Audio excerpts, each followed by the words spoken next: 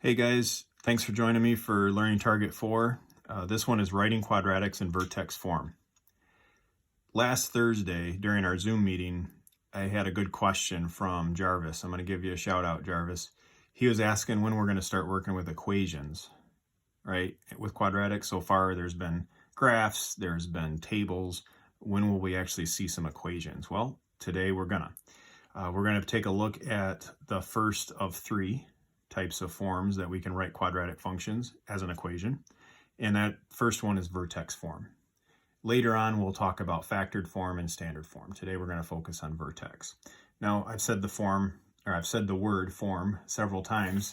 I'm going to go back to a familiar example from linear functions. Back when we did linear functions, remember one way or one form we could write the equation for linear functions was in slope-intercept form. Remember that? That was y equals mx plus b. And remember, y represented slope, and the b represented the y-intercept, right? So when we were in that type of form of that equation, we could identify some very important key features of that function, right? The slope and the y-intercept. Remember, that was important in linear functions. Well, vertex form does something similar to that. It gives us some information, all right? Vertex form is a little more complicated than maybe a linear function, y equals mx plus b, but it's not anything you guys can't handle, right? It's just going to take a little bit of repetition and a little bit of practicing with these, and you guys will get the hang of it. All right, so this is the general vertex form of a quadratic function. And I'm going to point out a few important pieces of that quadratic function as an equation. First, the a value. The a value is half of the second change. So if you remember from a few learning targets ago, we talked about finding if something was quadratic, right? If we see the second change is a constant number like 2 or 4 or 6, then we can say it's quadratic. If you take half of that second change, like for example, if the second change was 2, you take half of that, that's 1. That would be this value here, the a value, okay?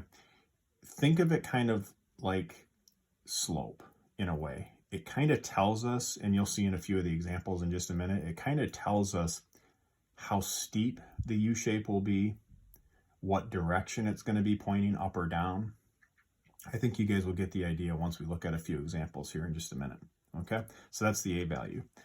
The h in the k, those points, those values are the vertex. And that's why you can see how it gets its name, vertex form. This number here and this number here that we're about to look at will be the x and the y coordinate of the vertex. Now, pay close attention. Notice how that is a subtraction sign and that's an addition sign. You'll kind of see that come up here in a few of the examples. Take a look. All right, so let's take a look at an example. So we're going to write this in vertex form. So for this one, I actually gave you the a. All right, so we'll just there's the a, and there's the vertex. All right, so if we were to write this in vertex form, this would be f of x. Our a value would be 2. And then we would write x minus h, which is the x value of our vertex, squared plus 3. And there's the y value right there, hk of my vertex. And so then that would be the way that we would write this in vertex form, plugging those numbers in, okay? Notice how this is a squared here. Squared is kind of the reason this is quadratic. You'll see that common theme happen throughout this unit. If you didn't put a squared there, and let's say you plugged it into Desmos, like the graphing calculator, it would be a linear function. It would just create a line. The minute you put that squared, it will turn it into a U-shape. And if you wanted to mess around on Desmos a little bit, you can open up a new tab, put that in there. Remember, you just hit the caret button, the triangle, which is above the 6, and then you would raise it to the second power and you'll see it creates a U-shape. Okay? All right, second one.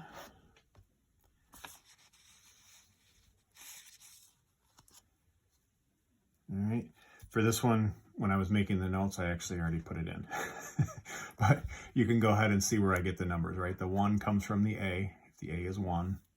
The 3 comes from the x-coordinate of the vertex. And then notice how this is a subtract 1 instead of an add 1, because remember our generic up here is plus k. This would be like saying plus -1, which is the same thing as subtracting 1. And remember, since this is a 1 here, we could also write this as f of x equals x minus 3 squared minus 1. So a lot of times you might just see it written that way, where there's no number out here. We just know when there's not a value here, the value would be 1. So the a value would be 1. Okay, let's take a look at another one. Notice how this one, the U-shape is facing down. So the end behavior would be down and down. And notice what the a value is. That's no coincidence, right? So when that a value is negative, it actually will flip the U-shape.